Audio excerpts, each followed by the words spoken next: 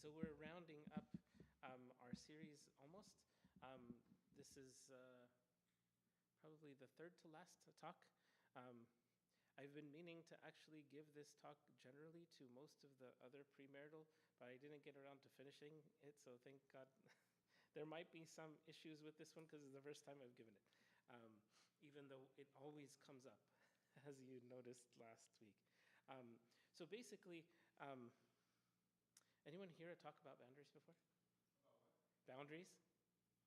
Okay, so this is actually a very interesting topic because it applies in many different aspects of our lives, not just marriage or family life, but also our work life and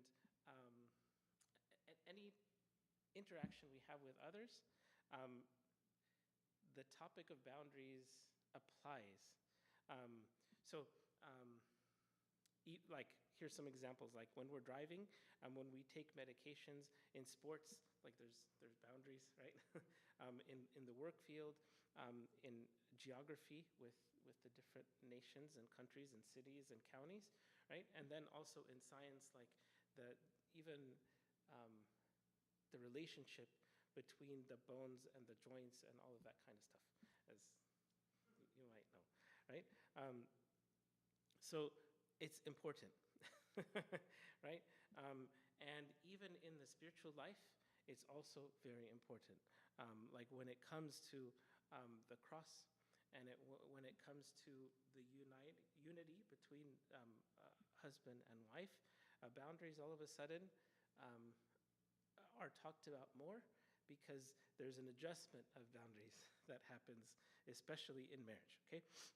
So before we go into the depth, we need a working definition, right? And by the way, there's a very good reference that's been out for maybe about 20 years. It's called Boundaries by Cloud and Townsend. Yeah, I can try. Is it working? Okay. So this is like one of the staples or one of the standards when it comes to relationships, and it applies more than just in marriage. And one of the simple definitions they give is just a property line, right? Or a dividing line or limit that, based on our information and our values and our morals, we set for ourselves, whether consciously or subconsciously, okay? And basically it describes who owns, who's in control, and who is responsible for what is inside. Does that make sense? So like if you're the owner of your own property at home, you determine who gets to come in, who gets to come out, what happens on the inside, not necessarily what happens on the outside, but in relation to whatever is inside, okay? And so we can apply this on different levels. Like, so there's physical space, like don't come into my personal space, whatever it is, right? There's emotional boundaries that we set. There's social boundaries that we should set, right? Spiritual, and so on and forth. And so it's the ability to say no in specific circumstances, whatever that may be. And then based on this, we can say, if we don't have a lack of boundaries, or if those boundaries are broken, right, it can lead to other things, right? So there's certain consequences that happen, whether within the person, like anxiety, depression, anger, resentment, or in the relationship. There's issues that happen in the relationship because of it. And then there's like functional systems, which means I'm unable to complete a goal or a task, or because of what has happened, okay? But we won't go into that.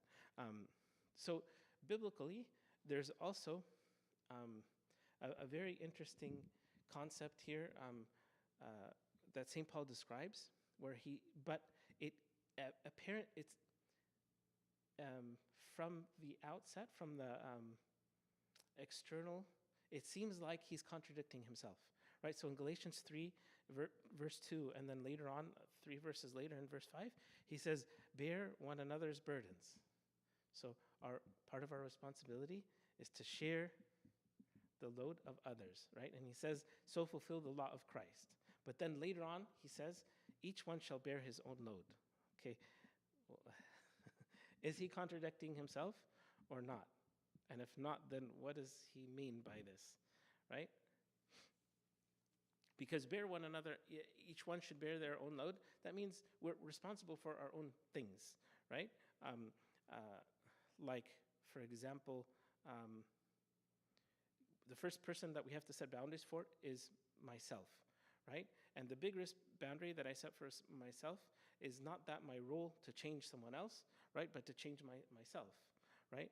And to work on the things that I let in and out, right? So for example, if I'm too close to someone, right? And they're upset, then I get upset, right? Is that a healthy boundary or not? We say emotionally, no. Like I can,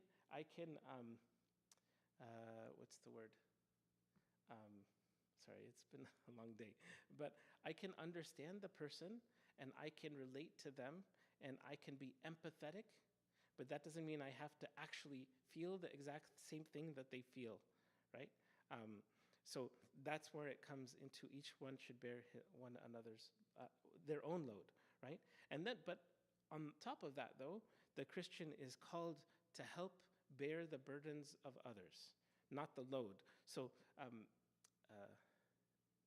when we talk about the semantics here, we can say there's a difference between a burden and a load. We should bear our own load and we help others in their burdens, but we shouldn't expect others to carry our own load. Does that make sense?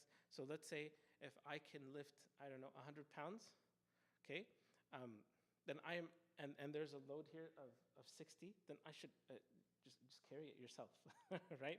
I'm not going to ask someone else, oh, can you please help me? No, right? But if there's something that's 150 pounds, right, that I see someone else trying to carry, and let's say their capacity is also 100, then I will go and help them, especially if I'm only carrying 20 or 30, 40 pounds. Does that make sense? So anyway, this is what we talk about, the difference between, so when I look at myself, I say the burdens that I have or the loads that I have, I should bear on my own as much as it depends on me, as much as the ability that God has given me. And if not, then I look to God, I look for help. Okay, so building upon that, we say self-control and boundaries are related. The Proverbs gives the example of a city that has walls, right? He says, if you don't have control of yourself, if you don't have rule over your own spirit, he's like, it's like a city that doesn't have any walls, or a person without self-control, right? So when we have lack of boundaries, then usually we have lack of self-control in one way or another, okay? But however, probably a different analogy when we look at the city and walls, like for example, even the city of Jerusalem and walls, it wasn't just all walls, there has to be gates as well, okay? So the gates are what let the good in and what keep the bad out, okay? And usually in a city, there's watchmen or guards or whoever stationed at each gate, seeing who are you, what are you doing, kind of like, you know, in the immigration. I know I don't want to talk politics, but it's the same idea. Who is coming in? Are you allowed in or not? Do you belong here? Are we going to allow you to come in for a period of time? And if not, get out. Anyways, the same thing happens to us. Like in terms of our boundaries, we need gates, right? To bring the good in, the virtue in, right? But also to repel or to keep the bad, whatever is bad, to let the bad out as well. Okay? Philo of Alexandria, one of the historians, he said, having first laid down self-control as a foundation for the soul, they built the other virtues on it. So we can't necessarily grow in virtue unless we have gates, because it keeps the good in as well. Okay? I think that analogy will help for what is to come. Okay? And so even one of the contemplations here is, it's also like if you have a garden, like for example in Isaiah chapter 5, um, uh, where you know the Lord gave the example of, I have a beautiful garden on a fruitful hill, right? And I want the tree to bear fruit, right? So he dug around it, he put a fence and walls, and he tilled the ground, and he made sure everything was good that could help support and bring growth, right? So the objective of these boundaries is to bear fruit, not just for myself, but also for others. And so through boundaries, we get self-control. Through self-control, we grow in virtue and bear fruit. And then we're able to give or offer this fruit to God and to others. And these are just some other biblical examples. Maybe we don't have much time to go into them, but even the Lord Jesus Christ, we can see in his life and his service and his mission, he set boundaries with the disciples and with others, right? Even, for example, in the Gospel according to St. Matthew, or in chapter 14, or even in the Gospel according to St. John, after he fed the multitudes, he let them go, right? And even the disciples, he told them to go across the sea, or the lake of Galilee. And he stayed there to pray all night. And then he came and met them in the middle of the night. If you recall last Sunday and Saturday night, that was the Gospel of John chapter 6. But he set boundaries. Even in the night of Gethsemane, when he came to pray, right, he told his disciples, watch, pray, right? And he took the 12 into the garden, but then he took the 3 another distance away. And then even with the 3, he set his own boundary, and he went off a stone's throw away from them, to show that, yes, we have friends that are close to us, but there's still boundaries, okay? We'll skip the rich young ruler for now, but basically the concept here is, it's the purpose of boundaries is not to weaken relationships, but actually to strengthen them, okay? If they're done and made in the proper way, okay? And so gardening is hard work, right? You have to be on your knees. You have to be humble. You have to fast. You have to pray. You have to give. And you have to remove whatever weeds that there are so that there is fruit, right? The same thing in terms of setting boundaries and bearing fruit. So this is just a visual, right? To say, look, this is, so who's the person setting boundaries here? Is the farmer, right? That's you, right? And that's your garden, that's your crop, that's your property. But notice that the boundaries are not like a 20-foot wall, right? And they're not completely blocked. There's visibility on the other side. And he's even offering fruit to the other people outside, right? And notice there's a gate, right? But who determines if the gate's open or closed? Like, it's the farmer, okay? And the other people walking are also respecting the boundaries, okay? Even though she kind of put her arm out, but I would say that would be kind of crossing the boundary a little.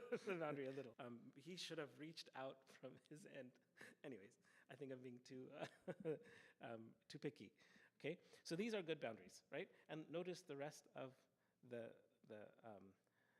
his place, his garden, is bearing all good fruit, okay? Here's another example of not so good boundaries, right? So what do you see, right? What is the farmer doing? He's kind of relaxing, right? What are some problems with this? The gate is open. Very good. What else? There's someone else inside. He let someone else inside. Maybe that's okay for a period of time, but what is the consequence of that? Someone else is climbing, so he's distracted now, and someone else is climbing over, and so it's all kind of going, I mean, it's not a total wreck. Like, what else do you notice? Huh? Someone is jumping, yes. Not appropriate. Anything else? What about the, yeah, there's fruit on the floor. It's not as well kept as the other one, right? So this is the problem when we start loosening our boundaries too much, then it actually, we think we're being helpful. He's probably thinking he's being helpful because he let someone in and he's giving him fruit, but the other situation, he was giving fruit as well. But now it's affecting him. It's affecting his property, okay? And it looks like there's weeds too, but okay. Now, so let's go a step further. This is where now we have no boundaries, right? So where's the farmer here? He's not even in. And he's talking to someone else. And now, look at the gate. The gate is wide open now, and it's free for anyone. And usually the enemy will come and take the fruit, right? Here we're talking about the devil and evil. Okay, even though it's a woman, that's not what we're referring to. Yes, sir? Well, it makes sense for people like that is not like outside people, right? Yes. People boundaries, right? But for your husband, Yes. or your wife, Thank you. there should be inside or outside. Good question. And I'll answer it with the next few slides. But this is why we're talking about it. Because yes, there's different boundaries, just like when Christ set different boundaries between him and the 3 and the 12 and the 70 and everyone else. Yes, boundaries are, or the gates open and close differently between who we're talking about and how close they are, right? So definitely our spouse should be the closest out of everyone else. And maybe we can say, maybe there is almost no gate. There's, maybe I'm getting ahead of myself, but at least there is some personal space and there's personal growth, but in certain things, like remember how we said there's different types of boundaries? Like financially, there should be no boundaries, if that makes sense. Like having a special account for them, like we were saying last time, or not telling your spouse how much you make, like, no, that's not, that's not what the boundary should be. Like, you don't put that type of boundary with your spouse. But other people, yeah. Okay, so going further on your question, right? So this is basically two different families with healthy boundaries, right? They have their property, right? And they have their gates, maybe one or more, but they're open.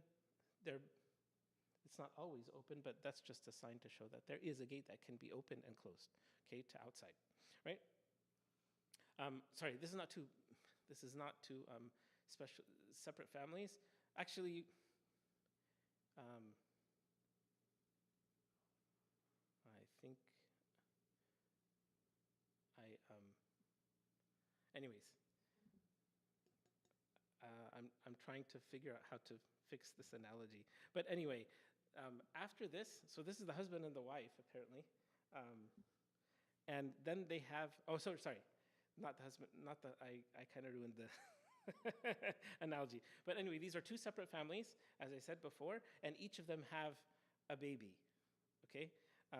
So just imagine husband and wife of the blue family, and then husband and wife of the red family that was on top, back here, right? And then each of them have a baby, right?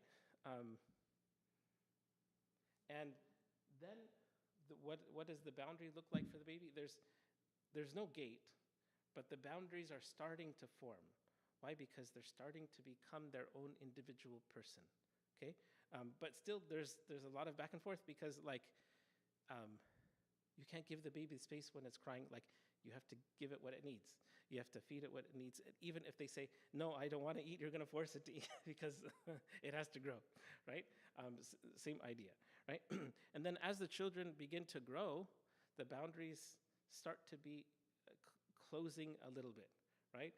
But again, there's no gate. Because like the parents have to determine and teach the child how to have boundaries and what is appropriate and what is not appropriate. And then as they grow, right, then they become adults, and then they have their own gates, right? So this is kind of like the rite of passage that happens, especially in the time of marriage, where all of a sudden there's boundaries now that weren't there in before, and this becomes very difficult, especially for the in-laws. But based on what we talked about in the very first talk in Genesis 1 and 2, where a man shall leave his father and mother and cleave to his wife, and the two shall become one flesh. This is very appropriate when it comes to the idea of boundaries, right? So here you have an adult male, adult female, part of the family, but then when they get married, this happens, right? So they form their own family, right? And they still have gates. I kind of intentionally closed the gates a little bit more in the beginning with the initial families, but sometimes it needs a little push like that in the beginning, just to kind of say things are different now. Even though we love you and we'll always be your children, but we need to figure things out a little bit first, right? And so this is what we call like the leaving and cleaving, right? Based on this verse, and the two shall become one, right? And not just physically, but this also has to do with boundaries. Oh, sorry. So even St. Augustine talks about this as he gives the analogy of Christ leaving the home of heaven, right? And the heavenly Father to unite to the church, his body, right? The body of Christ. And even though he never left the Father physically, right? But he said this leaving of the Father has to do with he made himself of no reputation in